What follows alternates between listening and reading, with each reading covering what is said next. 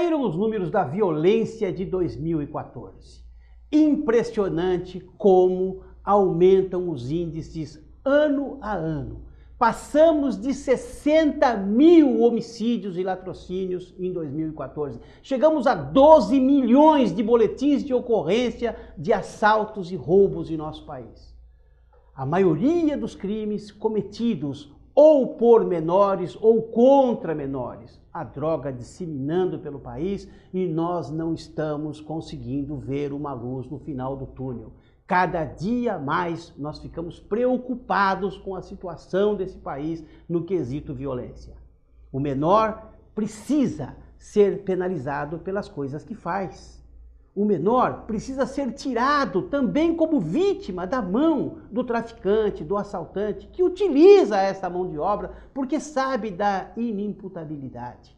Quantas mães que perdem seus filhos para o crime choram, quantas mães que têm os seus filhos vitimizados pelo crime choram também.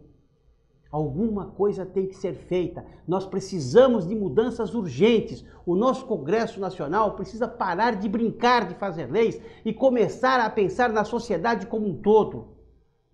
Precisamos abrir o olho, precisamos cobrar, precisamos nas nossas manifestações colocar também a violência como um item de cobrança. Do jeito que a coisa está, estamos caminhando para o caos, um caos anunciado, que vem vitimizando muitas famílias do nosso país. Pense nisso.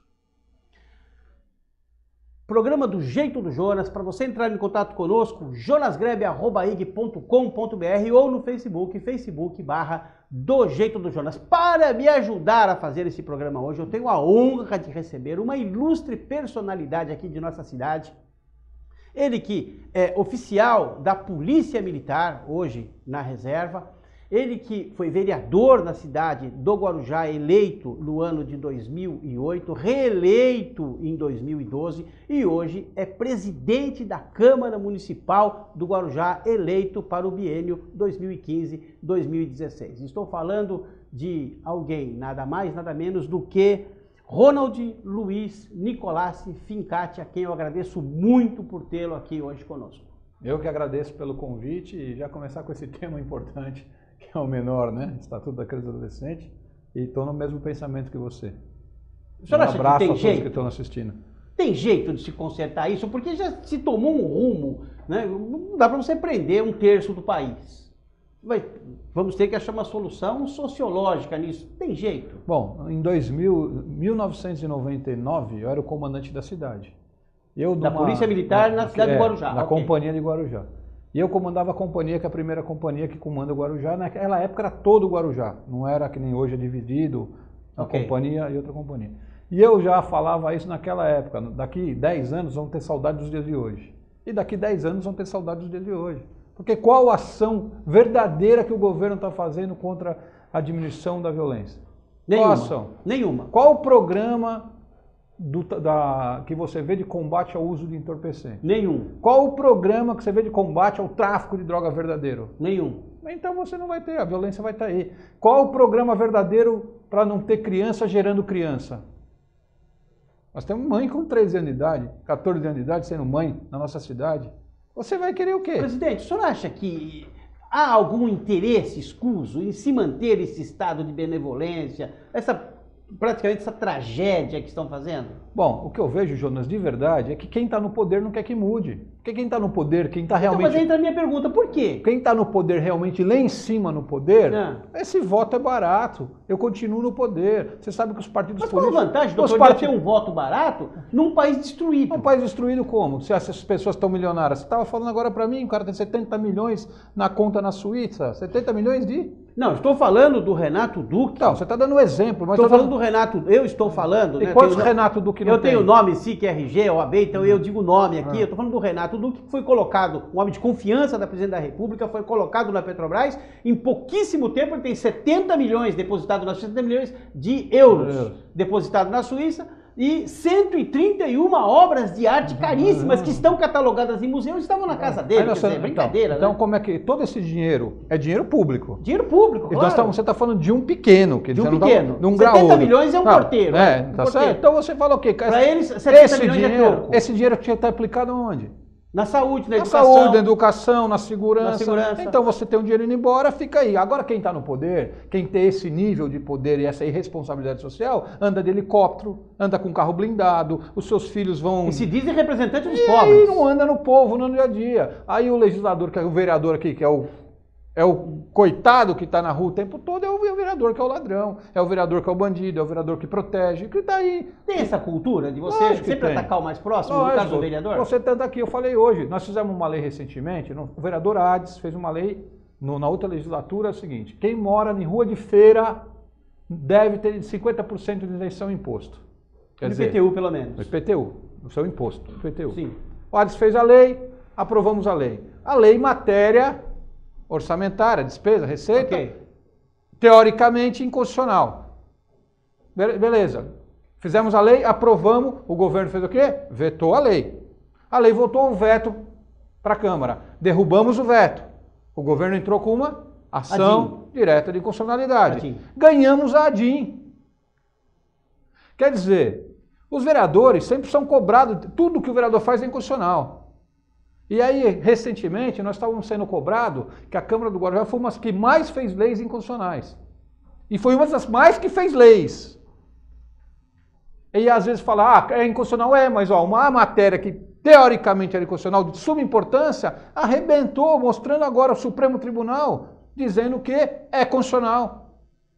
Então, o que está acontecendo? O legislador do município, com uma decisão dessa, começa a fazer lei à vontade. Vamos fazer lei mesmo. Porque se a lei é para ser estadual ou é para ser federal e eles não fazem, vamos mudar aqui. Vamos fazer. Até porque o cidadão mora no município. Mora no município. E de quem que ele exige? Ele mora no estado no amplo maior. E quem que ele cobra? Ele vai lá em Brasília cobrar os deputados em Brasília? Não vai. Vai lá bater em São Paulo cobrar o deputado? Não, ele vai cobrar o vereador daqui. E outra, se você for na Câmara agora, a maioria dos vereadores está lá. Agora, e vereador, você sabe que não tem, é advogado e vereador, é médico e vereador. Vereador não é uma pessoa que entrou num cargo que trabalha 24 horas para a população. Ele tem o dia da população e ele representa a sua profissão e representa as classes. E o que ele pediu voto. E normalmente ele está no gabinete atendendo. E você vai lá, estava agora, passei a manhã inteira agora reunido com 8 vereadores, reunido. E tinha mais outros nas suas salas. Quer dizer, o vereador está lá. Agora vai lá falar com alguém do governo.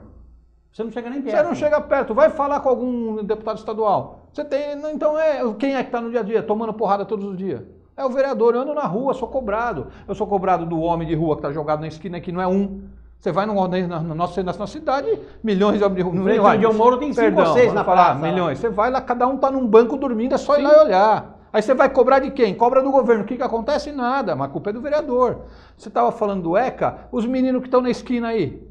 Estão na esquina, esses meninos estão desprotegidos. Quer dizer, o ECA é criado para proteger esses meninos. A autoridade tinha que olhar esses meninos e recolher da rua. Essa seria a função principal do ECA. Mas não recolher como punição. Recolher e levar para sua casa e pegar seus pais, como nós já fizemos isso. Quando eu era chefe da guarda, eu fazia isso. Levava os seus pais e levava os pais para a promotoria, que esses meninos têm tudo família. Já foram todos identificados. Então a família não está fazendo o papel de deixar ele na rua. Se ele está desprotegido, a autoridade tem que proteger. Agora vai esperar ele delinquir, vai esperar ele cometer o crime. Aí, o que estão usando agora o ECA? Para os criminosos, porque eu não posso ser preso, sou maior. Ao invés de ser para proteger o menor, é para jogar, sendo para jogar o menor na criminalidade para depois dar a ele a regalia. Agora veja o que eu falo. Eu sou menor de idade. Eu posso ser considerado menor e tratado como menor até cometer o primeiro crime. Depois do primeiro crime, eu tenho que ser tratado como maior. Então eu cometi meu primeiro crime, fui condenado, na segunda ação minha eu já sou tratado como maior. Erasmo Dias defendia isso na Assembleia Legislativa de São Paulo na década de 80, a primeira vez que ele foi deputado estadual, ele já foi eleito em 82, se eu não me engano, ele já defendia essa tese de que deveria, como há emancipação pelo casamento, deveria existir emancipação pelo crime. Pelo crime. Aí você faz alguma coisa justa, porque a lei tem que ser justa. A lei não tem que ser para agradar. A lei tem que ser abrangente para todos e não para um segmento. Lógico, você tem que agradar. É o caso da OAB mesmo, que falaram agora, recentemente, até uma briga do presidente da Câmara Federal, pô. Quer dizer, eu faço qualquer curso para ser médico, para ser o que for, eu não preciso prestar um exame. Mas para ser advogado, eu preciso prestar exame. É injusto. Então, para ser médico, eu tenho que prestar exame. Quer dizer, não é que eu sou bacharel em Direito. Mas a coisa tem que ser para todo mundo. Por que só para a classe do advogado? Se todos tivessem... Se todos tivessem... eu defendo o exame da ordem, porque as faculdades despejam enxurradas então, de alunos. Então o que eu tenho que fazer? Cobrar de quem? Da faculdade. Da faculdade. Claro. Não do aluno que mas pagou, que se estudou. Doutor. Então, é um grande comércio. Hoje você pega uma salinha, você monta uma faculdade de direito, bota 50 alunos lá. Não, nem monta a falinha. Hoje você põe essa câmera na frente do lugar e dá aula e forma o cara pela câmera. Isso. E aí ele não passa no exame da ordem. Exatamente. Agora, o que eu concordo é, por exemplo, o médico. Agora, se eu dou um diploma e essas pessoas que não conseguem passar no exame da ordem, não é para reprovar as pessoas, é para ir para cima das faculdades que dão. Dizer por que você agora, a não ser que você estabeleça que todas as classes estejam uma cobrança de prova. No mesmo nível de cobrança. No mesmo nível de cobrança. Até porque você termina como uma enfermeira padrão, porque hoje não existe mais, hoje os outros são técnicos de enfermagem. E ela vai ter que fazer uma sutura e ela não está preparada porque ela não fez um aprimoramento. Então, como é que ela vai suturar? O negócio é a busca da justiça. Eu abri uma comissão terça-feira, com 16 assinaturas de vereadores. Tá certo? Não. Todos, então, 17? Não, todos não. Só um vereador que não votou. Os outros 16, contando comigo, assinamos. Abrir uma comissão especial de inquérito para apurar o quê? A história toda dos quiosques da praia. Porque começa a chegar informação de lá, informação do outro, denúncia daqui, denúncia de lá. Os quiosques vão através do advogado na Câmara, protocolando documento. E a gente começa a ver. O governo fala uma coisa... O governo federal fala outra coisa, a associação dos quiosqueiros através do seu representante fala outra coisa. Na sua opinião, qual é a verdade dos quiosques? A verdade eu não posso falar hoje, porque eu preciso fazer o quê? Fazer uma apuração. A apuração para mim não ser leviano, para não ser leviano, mas não cheira bem, porque você vê certas coisas aprovadas em documento que não cheira bem. Agora a Câmara tem sua independência. A Câmara, e eu posso fazer isso com clareza, e seus vereadores hoje são independentes. Temos parceria algumas com o governo? Temos, mas nós temos independência nas nossas ações. E todas as nossas ações não são pessoais, não é contra A, contra B ou contra C. As nossas ações é a nossa obrigação porque fomos eleitos, ao lado do bem maior. E o bem maior é o desejo da sociedade. Não poderia ser diferente, né, doutor? Então não adianta não me cumprimentar, não adianta fazer cara feia. Cara feia para mim é fome.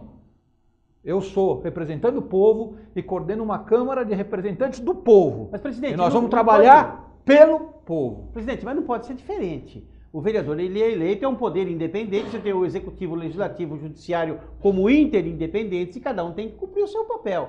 No momento que a interferência, por exemplo, como houve na eleição da Câmara, agora recentemente lá em Brasília, que a interferência direta do governo, cria essa animosidade que houve, porque se ganha, apazigua, acaba. Mas quando o governo perde a eleição na Câmara, tendo agido de forma coercitiva, é óbvio que ela vai ter problema com quem ganhou a eleição, como está tendo. Lógico. Como tivemos agora esse caso com o ministro da Educação, que foi uma retaliação, queira ou não, uma retaliação da Câmara, porque até por uma declaração infeliz dele. E isso tem que acontecer em todos os níveis, nível estadual, no federal que eu acabei de dizer, e obviamente tem que acontecer no municipal também. O legislativo é um poder que só vai ter força quando agir independente.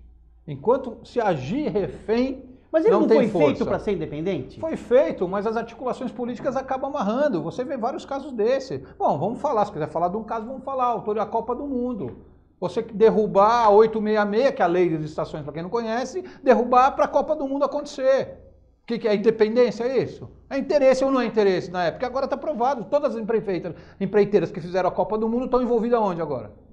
Ontem saiu o balanço da FIFA. Então não dá, Jonas, o que não dá é mais ter blá, blá, blá, blá, blá, blá.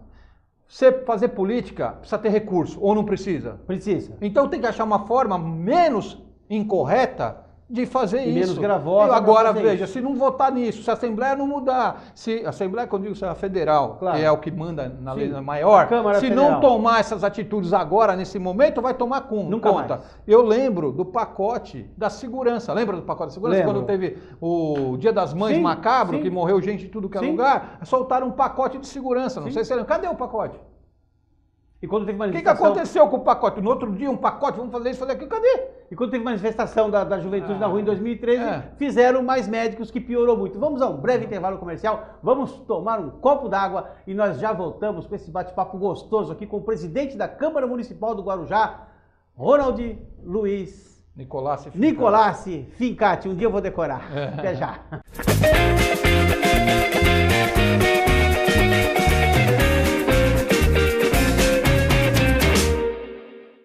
MRA Imóveis e Seguros, vende, aluga, administra financiamentos de imóveis e automóveis, consultoria de seguros em geral, corretores de imóveis e seguros credenciados. Você precisa conhecer, você precisa visitar a MRA Imóveis e Seguros, lá na rua Antenor Pimentel, 942.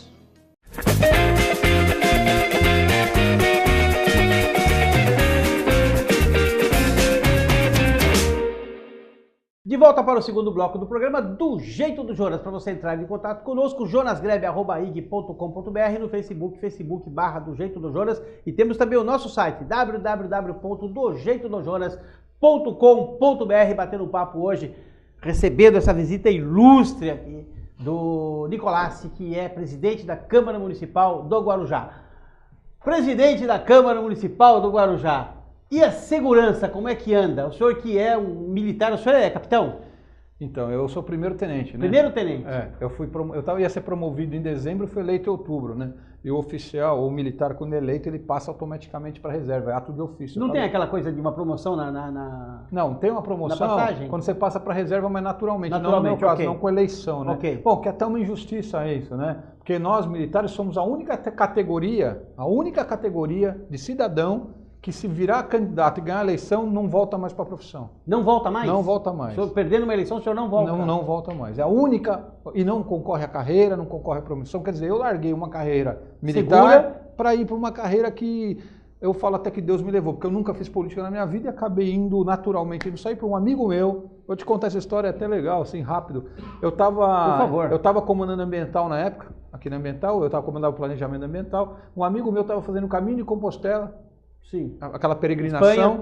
E ele me ligou do meio, lembro até hoje, 1º de maio, um amigo meu chamado Mário, ele me ligou e falou: Nicolassi, Deus falou no meu coração para te ajudar, porque você tem um futuro na carreira política. Vai para a rua pedir voto que eu vou te ajudar. E eu fui para a rua e ganhei a eleição, saindo dos quartéis. Foi bem votado. Foi assim que aconteceu essa história, para saber. Então o meu compromisso, eu entrei na Polícia Militar como cadete em 1900, Fez Barro Branco? Barro Branco, em 1988, eu tinha 18 anos, quer dizer, era uma criança. E saí como tenente aspirante oficial com 22 anos, depois fui a segundo tenente, primeiro tenente. Eu jurei a minha vida toda, sempre foi defender a sociedade, dando a minha própria vida. Tem um irmão que é militar? Meu irmão é capitão Fincati, eu tenho família toda tradicional militar, avós, tios, coronéis, tudo de tradição militar. Mas então a minha vida inteira, me dediquei à causa pública. A minha vida inteira. Então, para mim, defender o que eu estou fazendo é o Nicolassi que cresceu assim. Você não encontrou na Câmara aquilo que imaginava, o que queria, ou tem uma certa decepção? O que acontece? Pela forma como funciona a política no Brasil? O que acontece, Jonas? O que acontece é que a gente não pode ser dono da verdade. Tá certo? Não.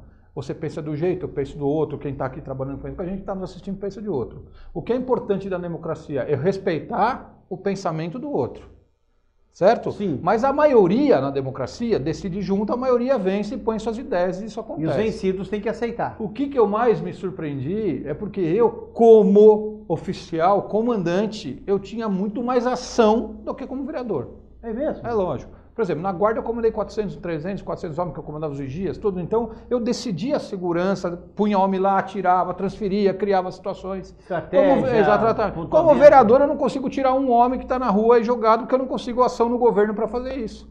Então, você começa a ficar, como vereador, se sentir... Bom, o nosso comunicador, o Ratinho, falou que a maior decepção dele como deputado federal foi porque ele chegava, as pessoas achavam que ele podia fazer as coisas e ele não podia fazer nada. E essa foi a maior decepção que eu tive, mas sabendo disso, porque conheço de lei, sou conhecedor, a gente tem que ter paciência no jogo, porque uma hora, nós vamos estar dentro de um time que vai estar coordenando essa cidade. Uma hora nós vamos estar lá dentro. Porque eu estou 6 anos como vereador, nunca consegui participar com ideias, com sugestões, nunca fui ouvido numa ideia que eu dei para o governo. Nunca. Nunca foi ouvido? Nunca. Você dá ideia, você não é obrigado a fazer o que eu falo, ninguém é obrigado a fazer o que eu falo, mas não é possível que um cara que nem eu, que tem um conhecimento de algumas áreas, ser ouvido em 1000 sugestões não fazer uma sugestão. Será que 1000 sugestões minhas estão erradas? Então, isso seria seu lado mais decepcionante. E aqueles que favorecem, que deixaram mais alegres? Não, o que deixa alegre é que você pode ajudar a população, você pode esclarecer, você pode levar para o povo um acalento, uma mão, às vezes comprar uma briga de uma pessoa que precisa, às vezes salvar uma vida por uma ligação tua, por causa de favor de amigo que está ajudando, né? Que é isso que o teu patamar de conhecimento, de relacionamento, faz com que você consiga mais ajudar as pessoas. pessoas, mas também não dá para ajudar todo mundo. E não fui eleito também, que às vezes as pessoas cobram do vereador emprego, né, faculdade. Eu tive aqui e o vereador não foi eleito para pagar isso, para sustentar isso. Mas às vezes a gente, quando tem condição, consegue alguma forma de fazer, a gente faz, ajuda. Mas é uma ajuda não de obrigação, é uma ajuda de coração. Eu tive um vereador aqui semana passada, nessa cadeira que o senhor está sentado, dizendo que ele se surpreende que as pessoas vão à Câmara pedir uma casa. Ele falou, eu não tenho como dar uma casa. As pessoas vêm e falam, eu preciso de uma casa. Vê, o povo, numa nossa, assim, o povo, o povo também não tem o conhecimento sobre do que é o legislativo, do que é o executivo. Então essa confusão no povo faz com que aconteça isso. Além do que, muitos candidatos a vereador vão na rua, e a maioria deles, promete coisas que ele não pode fazer. Então ele vende um sonho para a população. Então ele sai na rua, você imagina que nessa última eleição foi 470, acho que candidatos a vereador. Oficiais registrados 433. 433. Isso. Então veja o que eu falo para você. Dá uma olhada nisso. Desses 433, quantos por cento sabe o que é ser vereador? 10%. 10%. 10%. Então nós temos 90% que vai dar 300 e pouco, falando coisas que o vereador não faz. Tá certo ou não? Certo. Aí você atinge... E aqueles que ganharam assumem o ônus dos que não ganharam. Porque eu votei no Zé, o Zé não ganhou, eu vou em cima do Nicolás que ganhou. Então eu vou cobrar a rua na minha casa, o asfalto, vou cobrar... Eu tô falando de coisas públicas, hein? Sim. Vou cobrar iluminação, vou cobrar a poda de ar. Estamos sendo republicanos. Tá certo? Sendo que o vereador, o que ele vai fazer nessas ações, nesse pedido? Ele vai simplesmente cobrar do governo. E como que é essa cobrança? Através de ofício, de documento, indicação na Câmara, requerer porque não foi feito, porque não foi ter feito aquilo. É isso. Aí a política começa a se formar composição. O governo, o que um governo tem que fazer, Jonas? Ele tem que dividir espaço. Mas não é dividir espaço por poder e por interesse financeiro. A divisão de espaço é por interesse social. Então, se eu sou governo e trago um partido aliado para mim, é para aquele partido aliado, naquela área que ele tem mais conhecimento, ele me ajudar a governar. Só que esse compromisso não pode ser compromisso porque só me ajudou na campanha. Claro, sim. Não. Porque foi e me ajudou na campanha. Não. O compromisso primeiro tem que ser social. Então eu posso botar qualquer secretário do meu lado, desde que ele faça parte dele. Agora eu não posso deixar um secretário do meu lado, ou um partido governando alguma coisa, que não tenha resultado. Porque eu, como prefeito, eu como chefe do executivo, eu vou ter que ser cobrado disso. Porque todas as ações que forem feitas, ou erradas ou certas, quem é o responsável? É o chefe do executivo, porque é ele que põe as pessoas e tira. Claro. Então não adianta falar, foi o secretário, foi... Não. O chefe do Poder Executivo, ele é o responsável por tudo que acontece na cidade. Se é bom ou é ruim, ele é o responsável. Isso é nível de governo, nível de presidente da República, é a mesma coisa. Não adianta falar, no comando é o Duque, eu não sabia. Não adianta. Você pode até não saber, mas a sua responsabilidade, presidenta, a senhora tem responsabilidade. Eu não tenho presidenta, eu tenho presidente. Né? Eu não flexiono, eu nunca chamei ela de estudanta, nunca chamei ela. Então, o mínimo do lógico. Segurança na cidade. Melhorou agora, pelo menos com essa época de carnaval, que nós tivemos aí um aporte de policiais. A operação delegada que a Câmara comandou, isso ajudou. Então, deixa eu te falar uma coisa assim, bem claro, né? Segurança é um negócio, é uma sensação, tá certo? Você está se sentindo seguro aqui dentro dessa sala? Sim, está se sentindo seguro. Claro. Mas nós estamos seguros? Não, se quiser que entrar um cara aqui agora e fazer alguma coisa comigo porque eu tô botando agulhas, né? Botando fogo em algumas coisas, vai acontecer, porque nós não estamos seguros. A segurança verdadeira não existe. O que existe é o quê? Uma sensação de segurança, tá certo ou não? Certo. Eu fui tenente da Rota de São Paulo. Tá certo? O seu Silvio Santos estava dentro da sua casa, não sei se você lembra desse fato. Sim, claro que lembro. Nós estávamos com um pelotão de rota na porta, ele entrou pelo fundo e sequestrou o Silvio Santos. Isso. Então, veja, eu estou dizendo dizer que não existe segurança plena. Agora, você tem medidas de gerar segurança, tá certo? Certo. Isso, gerar sensação de segurança. Então, você tem 400 e poucos homens na guarda, você tem uma polícia militar que esse ano está de parabéns, o Major Rogério, que é o comandante atual, tem feito um excelente trabalho, tem ido à noite, tem de madrugada, motivando a tropa. Porque uma tropa de segurança, ela trabalha com motivação, ela não trabalha por salário. É risco de vida. O que eu posso pagar para você o que for, você vai se matar? Não vai. Então ela só trabalha por o quê? Por motivação, por ganhar uma medalha, por ser reconhecido pela população. Tá certo ou não? É por isso que trabalha um policial. E eu fui policial 20 anos na minha vida e sempre combativo, sempre na rua. E é um grande desserviço contra a polícia quando se mostram fatos isolados de um policial que comete alguma coisa fora do contexto? Se você mostrasse todos os fatos bons e mostrar o fato errado, tudo bem, Não, mas você eles só mostram mostra só o errado. ruim, é. Né? Porque é uma cultura também de tudo ser do mal, porque do bem não vende, tá certo? Não. A nossa cidade, você pega a nossa cidade, eu já comandei toda a cidade da região da Baixada, já tive em todas trabalhando.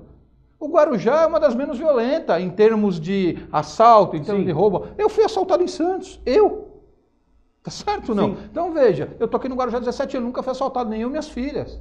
Só que quando tem um caso no Guarujá, vira do outro mundo. Agora, nós vamos falar que a segurança aqui está boa. Eu tenho alguma prevenção? Tenho. Mas nós sabemos que no fundo da população, hoje quem manda é o crime organizado. Quem manda no fundo da periferia. Mas é no Guarujá? Não, é no Brasil todo. É no Brasil todo. Então veja. A questão do menor também, delinquente, é no Brasil todo. Agora, o que eu tenho que fazer como governo? Pô, eu tenho lá na comunidade que está assalto no túnel.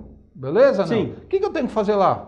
A polícia tem que estar presente. Presente. Mas quem está assaltando há tanto tempo são menores. Então eu tenho que levar o projeto social lá e tirar aqueles menores do assalto. Eu tenho que ter ação. Porque você vai prender, vai soltar de novo, vai voltar. É sinal vez. que está gerando pessoas lá sem condição de se autossustentar. Por que ele vai para o assalto? Ou é porque usa droga ou porque precisa comer, ou precisa fazer alguma coisa, né? Sim. Então eu tenho que descobrir, estudar o motivo e fazer ações sociais que eu diminua isso naquele período. Só que a ação social demora anos e todo mundo quer imediatismo. E lá atrás, quando deveriam ter feito, não fizeram. Só que aí eu tenho que fazer o quê? Agora falando do fato segurança pública, Okay. assim, né? Porque se eu for usar segurança pública é num contexto geral, mas vamos falar ação. O que eu tenho de ação? Eu tenho que falar o que dá para me proteger com a estrutura policial e de guarda municipal que eu tenho. Eu consigo deixar o centro? Então no centro do Guarujá, que é o cartão de visita, não pode ter crime. Isso aqui sustenta. O que sustenta a minha cidade?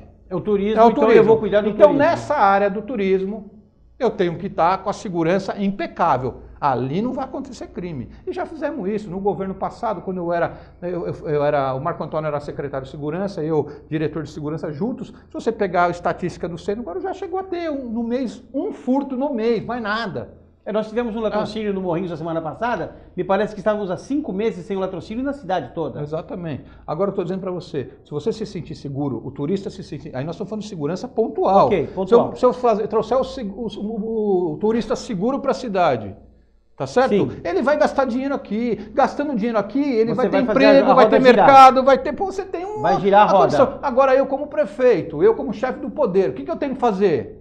No turismo, eu estava ontem conversando com o Casagrande Hotel, eu estava conversando com o Lorival, que é o gerente, 20 anos lá no Casagrande, eu estava falando, o que eu faço na segurança? O que eu faço para o turismo? Ele falou, Nicolás, segurança.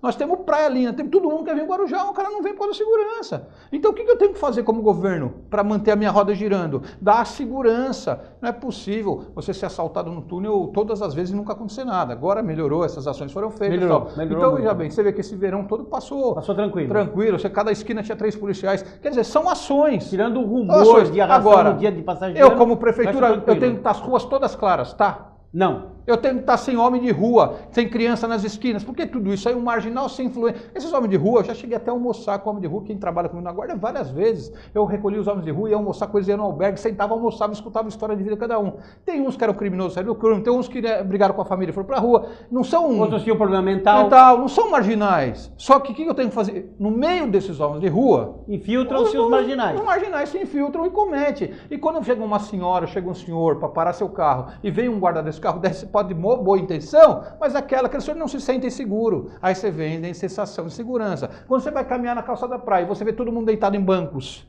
você não tem segurança. Normalmente a sensação de segurança desaparece. Desaparece. E normalmente viciados, porque a maioria é viciado ou em droga ou em álcool, que é droga. Sim. Então você tem que Lícita dar o quê? mais droga. Lícita mais. Então o que você tem que ter? Ação. Aí qual ação, Nicolás? Você vai tirar? É simples. Quem é do Guarujá, eu tenho que buscar para tratar. Quem não é do Guarujá, eu tenho que mandar para sua casa. Porque tem muitos que estão perdidos fora de casa, a família nem sabe onde está. E eu já fiz isso várias vezes. De onde você é, cidadão bom? Eu queria voltar para minha terra. Então, passagem, vamos ajudar a voltar para sua terra. É isso aí. Nicolás, Ronald Luiz Nicolás Fincati, presidente da Câmara Municipal do Guarujá, muito nos honrou com a sua presença. Viu como fala, né? Como fala mesmo, isso é bom. Nós precisamos de pessoas que defendam as suas ideias cada vez mais. 30 segundos para falar tchau. Eu quero agradecer, dar uma risada aqui, porque toda vez que eu entro nesses temas assim polêmicos... Vamos falar assim, esse homem não ri. Tem pessoas que vão falar comigo, falam, Nicolás, antes de conhecer eu tinha medo de falar com você, que você parece. Mas nada disso, eu sou um cara de coração normal, igual todo mundo. É que a gente vê tanta coisa na nossa vida, eu já vivi tanto, estou com 45 anos, já passei tanta coisa na minha vida, tanta história, que eu não consigo ver essas coisas, mas não tenho mais estômago para ver as coisas se repetir e não acontecer. Não dá para você ver mais e falar do homem de rua que está falado há 15 anos. Não dá para falar mais da criança na esquina que está falando a vida. Não dá, a gente tem coisas que os governos têm que tomar soluções. E as soluções estão na nossa cara e na nossa mão, que não é possível não ter solução. Senão a gente nem sai de casa.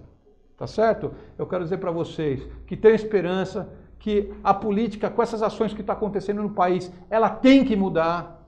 Não dá para falar mais mentira, não dá para fazer discurso de uma forma e falar de outra. Tem uma frase assim, feliz a sociedade que tem o seu político, que suas palavras se aproximam da realidade. Quer dizer, você discursa uma coisa e faz. Porque nós vivemos, senão não adianta nada. Nós vivemos muito tempo numa política que o que se fala de não é o que se faz. E muita hipocrisia. Então, obrigado. Desculpa a minha ausência. Eu estou trabalhando muito compromisso. Presidência da Câmara não dá tempo para mim fazer aquela política de visita, aquela política de casa em casa, porque a gente, quando não está na presidência, é mais fácil fazer. Fácil. Hoje é mais difícil. Mais difícil. Muito bom.